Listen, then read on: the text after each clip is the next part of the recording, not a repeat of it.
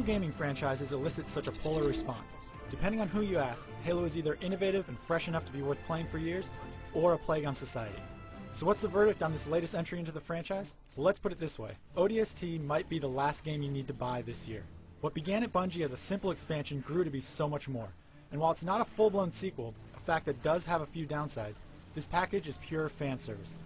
Every Halo 3 multiplayer map ever made is included here, with 3 previously unreleased maps to boot. A brand new cooperative mode called Firefight is introduced. Topping things off is a 6-hour campaign starring the Orbital Drop Shock Trooper. This is most definitely the complete package. ODST tosses out the traditional Halo formula of a massive adventure that follows Master Chief as he gallivants around the galaxy saving the day. Instead, it puts you in the shoes of a weaker type of soldier and focuses the storytelling to great effect. The tale begins during the events of Halo 2, with a squad of Orbital Drop Shock Troopers preparing to drop into battle over New Mombasa. While burning in, a Covenant cruiser enters Slipstream, and the result is total chaos. As the rookie, you awake from consciousness 6 hours later. You're alone, and the Covenant is still looking for stragglers. I remember not getting an answer. Say again, Buck. You're breaking up. I said stay put! To survive, you'll have to find your squad mates, and fast. The city is open and winding and uninviting, but you're not alone. An AI construct called the Superintendent offers help to those that keep their eyes and ears open. This mechanic isn't totally obvious at first, but you'll soon come to see the Superintendent as a wonderful ally and a hilarious supporting character. ODST plays out a bit like a murder mystery. As you explore the dark streets of New Mombasa, you'll find remnants of the fights your friends endured. And things do not look good. The sense of loneliness is palpable, and the wonderful soundtrack does a great job adding to the tension. Each time you find a clue to the whereabouts of your squad mates, the story flashes back to let you play through their events. While the night sections feature punctuated loneliness, the daytime is all about action. Massive battles with the Covenant play out, exciting set pieces are introduced and then destroyed. The contrast between day and night is striking. This jarring difference between the two sections of the campaign is helped out a great deal by ODST's art style. Though the game is built on the same engine as Halo 3, the art team flexed its muscles and managed to create the best looking Halo game to date. It's atmospheric, the horizons look fantastic, and the entire setting feels much more human than the bright purples and grays that have dominated Halo's color palette for so long. No live left. Reinforced. Cover me! Reloading! As an ODST, the fight will come at you a bit differently than Halo fans will be used to. Health packs are a necessity, the weapon set has changed just a tad, fall damage is a reality, you've got some fancy new goggles that allow you to see night in a whole new way, and don't be surprised if you can't take quite as many bullets without biting the big one.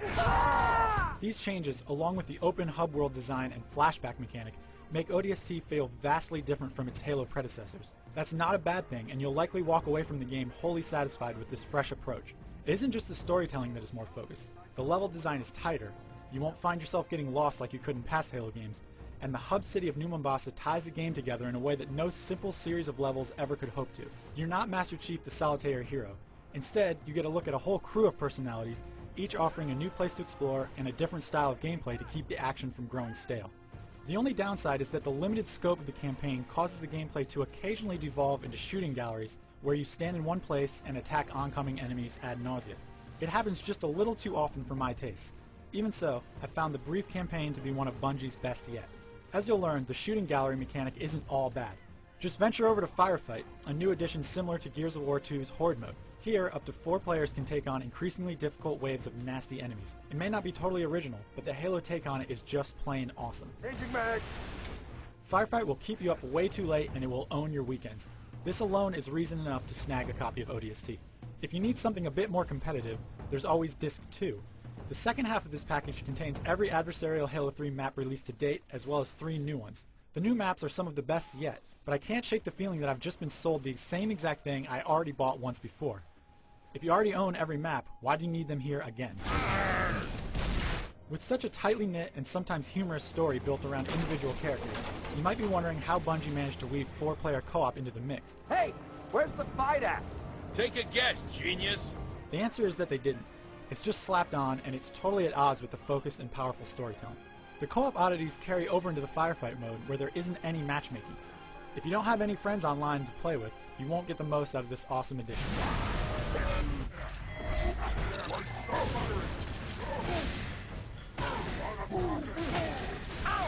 Halo 3 ODST's biggest problem might be one of identity. It's not a full sequel, but it carries the price tag of one. Many simply view it as an overpriced expansion. The truth is that there's enough here to satisfy any Halo fan. There's a short but thrilling 6-hour campaign.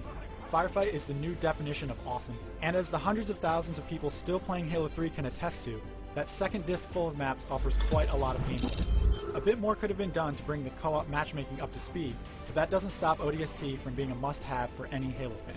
For the full written review, head to IGN.com.